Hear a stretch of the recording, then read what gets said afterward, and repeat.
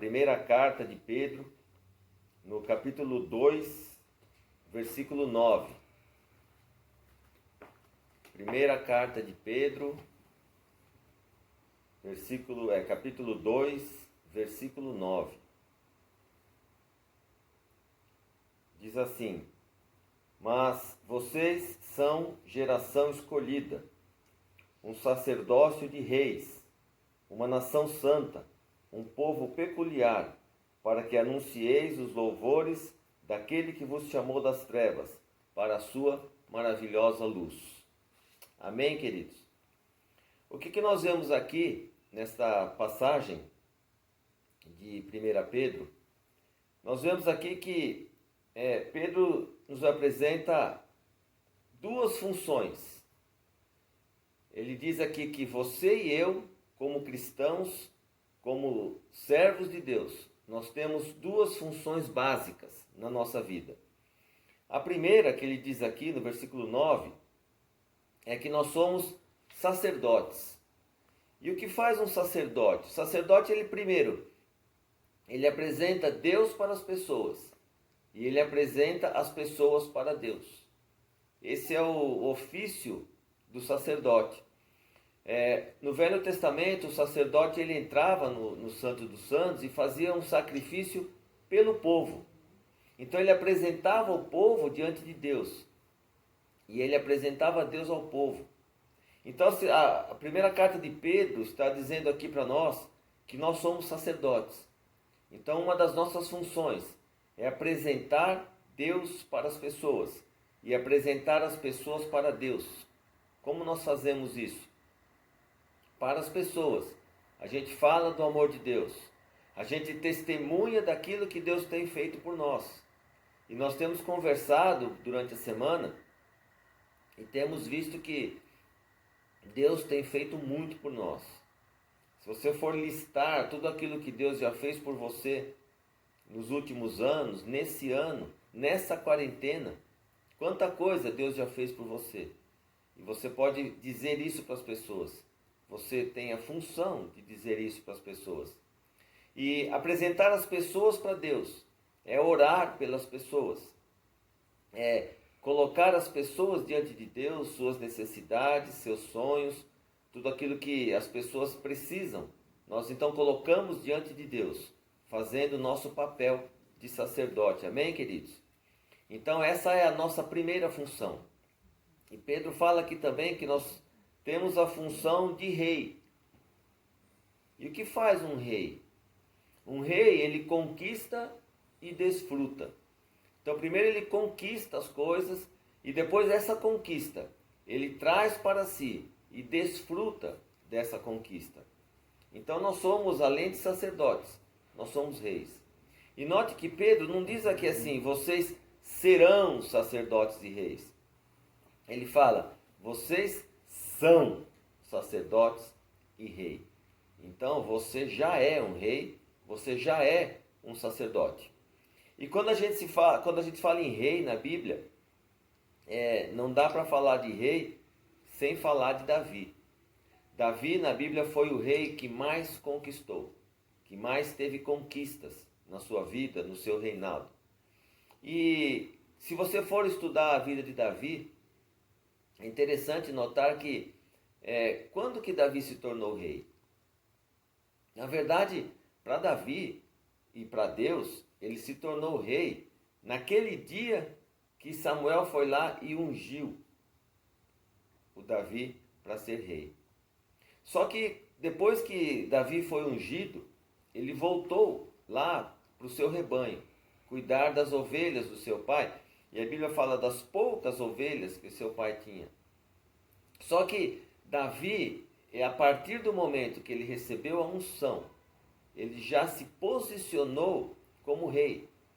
E no Velho Testamento, o Espírito Santo ele era derramado sobre profetas, sumos sacerdotes e reis. Apenas essas três classes recebiam o Espírito Santo.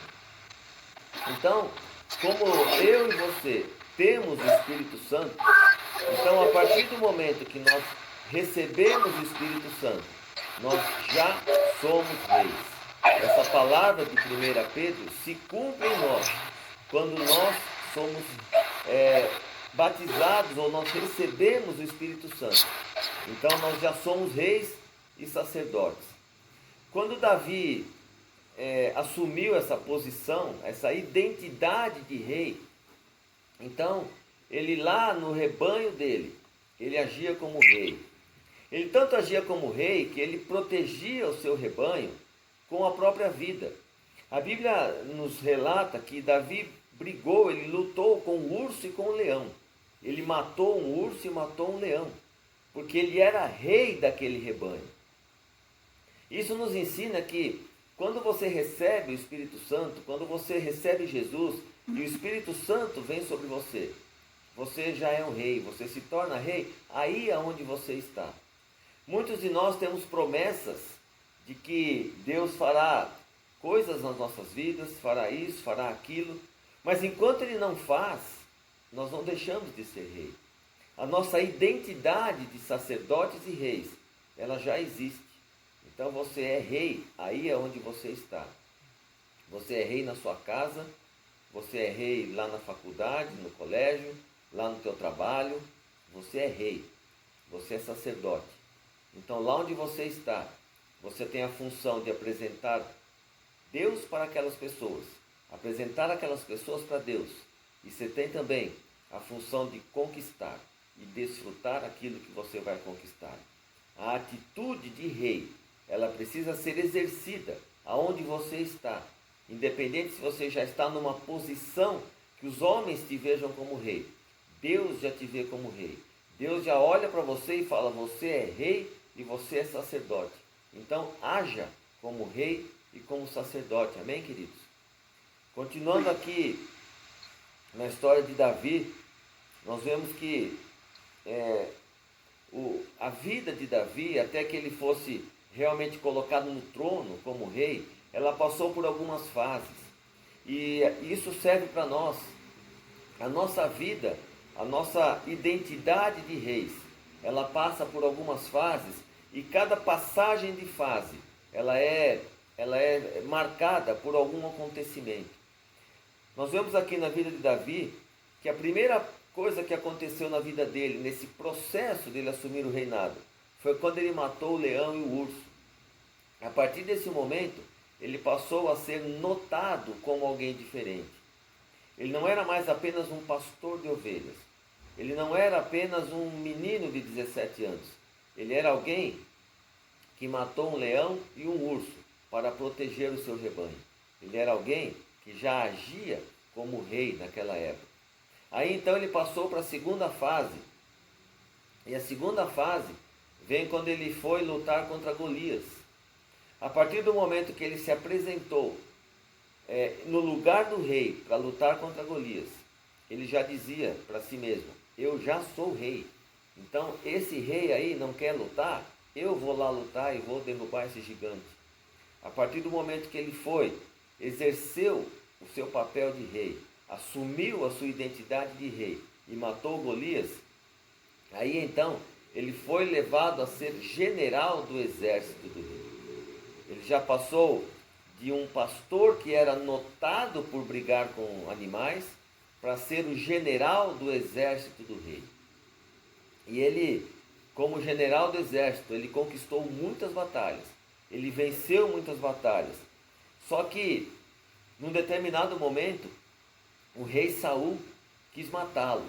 Ficou enciumado, porque ele estava sendo mais notado do que o próprio rei. Então ele, nesse momento, mesmo sendo um exército, um general de um exército, ele perdeu tudo.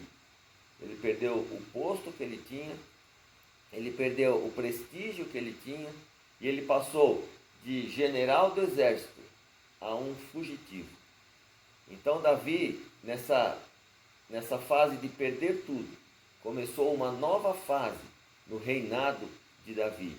Quando Davi fugiu do rei Saul, 400 homens o acompanharam. E a Bíblia fala que eram 400 excluídos. 400 homens que não tinham nada também. Então eram 401 homens que não tinham mais nada, que tinham perdido tudo. Então Davi, mesmo sendo fugitivo, ele continuava se posicionando como rei. Ele era o rei desses 400 homens. Ele era o rei desse povo que começou a segui-lo. E ele nem um dia deixou de agir como rei, mesmo estando fugindo do rei Saul. E a quarta etapa do reinado de Davi, ela acontece numa cidade chamada Ziclag, que está lá em 1 Samuel, se você puder abrir comigo, 1 Samuel 30. 1 Samuel 30, a partir do verso 1. E sucedeu quando Davi e os seus homens haviam chegado a Ziclag, no terceiro dia que os amalequitas haviam invadido o sul de Ziclag, e ferido a Ziclag, e queimaram com fogo. E haviam levado cativas as mulheres que nela estavam. Eles não mataram nenhuma delas, nem grande nem pequena, mas a tomaram e prosseguiam no seu caminho.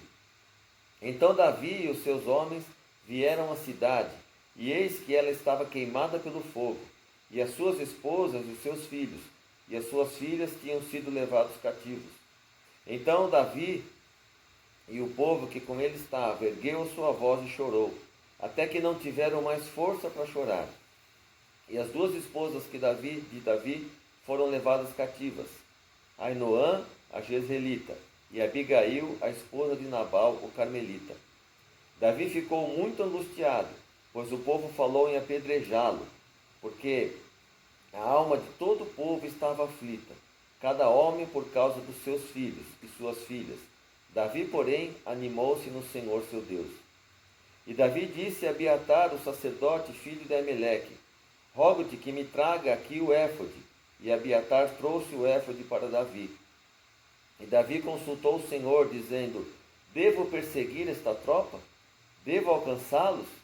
Ele lhe respondeu: persegue, pois tu certamente os alcançarás, e sem falta recuperará tudo. Assim Davi foi, ele e os 600 homens que com ele estavam, e chegou ao ribeiro de Besor, onde permaneciam os que foram deixados para trás. Davi, porém, foi ao encalço, ele e os 400 homens, pois 200 ficaram para trás, os quais estavam tão fragilizados que não conseguiam atravessar o ribeiro de Besor. Aqui nós vemos uma passagem que, nessa época aqui, Davi não tinha mais 400, ele já tinha 600 homens que andavam com ele. 600 homens com suas famílias, com suas mulheres. E numa determinada época eles saíram para guerrear, e quando voltaram, a cidade havia sido destruída, queimada, e todo o povo tinha sido levado. Inclusive as mulheres, os filhos e todo o rebanho, tudo que eles tinham sido levados pelo inimigo. E a Bíblia fala que Davi, a primeira coisa que ele fez foi chorar, ficar angustiado. Muita gente diz assim que nós como cristãos não podemos chorar, não podemos ficar angustiados. A angústia não pode vir sobre nós. Mas, queridos, se você for ver aqui, Davi, a palavra é clara, ele se angustiou. Ele chorou muito, até perder as forças. E não só Davi, se você for olhar Jesus, Jesus também se angustiou. Jesus chorou, Jesus chegou a suar sangue de angústia, de pavor. Então o problema não está em se angustiar. Mas a Bíblia fala que logo após se angustiar, Davi se reanimou no Senhor. Essa é a atitude correta depois de nós nos angustiarmos. O problema não é se angustiar. O problema é permanecer na angústia, ou na angústia tomar decisões da sua própria cabeça. A Bíblia fala que Davi orou, se reanimou no Senhor e buscou o Senhor para saber o que ele tinha que fazer. Aonde nós temos buscado direção? Da nossa própria cabeça? Da nossa própria sabedoria? Davi estava numa situação desesperadora. Ele se desesperou, ele se angustiou, ele chorou, mas antes de agir, ele orou, ele buscou em Deus a direção que ele tinha que tomar. O que é que ele tinha que fazer para sair daquela situação onde ele se encontrava? E é interessante que a gente vê, a narrativa diz que 600 homens foram com ele, e ao chegar em Besor, Besor era um riacho, e Besor quer dizer animado, quer dizer motivado. A Bíblia fala que dos 400, 200 ficaram, eles não atravessaram o rio. O que isso nos mostra? Que a nossa força, a força humana, o poder do ser humano, ele vai até certo ponto. Daí para frente é só o poder de Deus, é só o sobrenatural. Esses homens estavam cansados, eles tinham acabado de chegar de uma guerra. Eles estavam cansados, estavam angustiados, estavam tristes, revoltados, e ainda assim eles caminharam para buscar aquilo que era deles, para conquistar de volta, que é a posição de rei, é uma posição de conquista. Mas Deus mostrou que de Besor para frente só iriam aqueles que estavam sob a direção de Deus, que estavam colocados no poder de Deus, aqueles cuja mão de Deus estava sobre eles, dirigindo e dando poder, dando força para eles buscarem aquilo que era deles. E a Bíblia diz que eles alcançaram o inimigo. E a luta, a Bíblia fala que eles lutaram à tarde, à noite e o dia. O que isso quer dizer para nós? Que a luta, ela não tem hora certa para acontecer. A nossa luta é 24 horas por dia. Deus está conosco durante todos os minutos do nosso dia.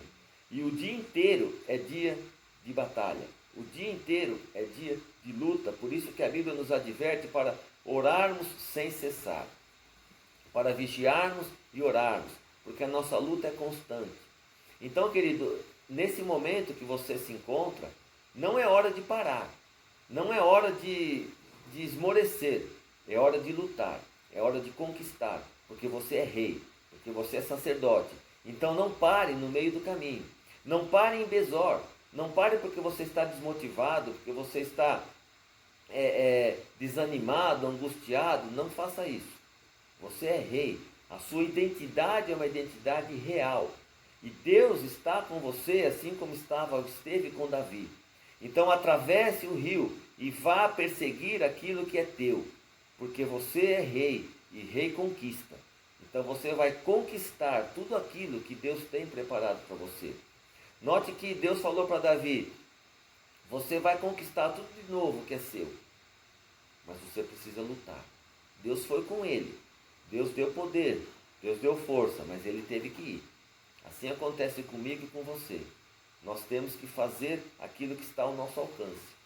Nós temos que tomar posse da nossa identidade de rei, porque Deus está conosco. A mão de Deus está sobre nós. Então nós temos que ir à luta, nós temos que conquistar, nós temos que arregaçar as mangas e lutar, porque a vitória é nossa, em nome de Jesus. Amém, queridos? E a Bíblia fala aqui que Davi não apenas recuperou tudo que ele tinha, mas ele trouxe despojos de guerra. O que são despojos de guerra? São aquilo que você conquista e que você não tinha antes da luta. Você não tinha antes da guerra. E então, por causa da guerra, você conquista isso. Davi recuperou o gado, recuperou a família, as mulheres, o povo, mas também recuperou o ouro, prata e mais rebanho, que é o despojo de guerra. Então, às vezes você está no meio de uma luta, e eu quero que você saiba que ao término dessa luta, você não apenas vai reconquistar aquilo que você perdeu, mas você vai ter algo que você ainda não tinha. Isso pode ser uma pessoa que vai se converter por causa da sua luta. De repente o seu marido vai se converter, a sua esposa vai se converter. De repente você vai alcançar um nível de fé, um nível de maturidade cristã que você ainda não tinha. Então você não vai apenas conquistar aquilo que você perdeu. Você vai conquistar e ainda vai trazer junto despojos de guerra que Deus vai entregar nas tuas mãos. Amém, querido? Então, eu quero deixar para você que Davi, ele foi ungido rei. Ele teve todo esse processo. E depois de tudo isso, depois dessa guerra, dessa batalha, que ele foi recuperar todo mundo, o rei Saul, que o perseguia, morreu. Então ele foi colocado como rei de Judá. Ainda não era rei de Israel. Depois de tudo isso, ele só foi colocado como rei de Israel 7 anos depois de ser colocado como rei de Judá. Mas ele começou a agir como rei lá no dia que o profeta o ungiu, no dia que o profeta derramou óleo sobre ele e disse: você é rei. Então eu quero dizer para você, meu amado, que no momento que você recebeu Jesus como seu Senhor e Salvador, no momento que você recebeu o Espírito Santo de Deus, você é rei, você é sacerdote. Então haja como rei, haja como sacerdote. Não precisa esperar todas as promessas de Deus se cumprirem materialmente na sua vida, porque elas já estão cumpridas nas regiões celestes. Espiritualmente, tudo que Deus te deu já é teu. A palavra diz que você já é sacerdote e você já é rei. Tome posse dessa palavra. Tome posse e assuma essa identidade que Deus te deu, como rei e como sacerdote. Amém, querido? Que Deus te abençoe e que você seja um rei que conquiste muito, um rei que vença batalhas para a glória de Deus. Vamos orar.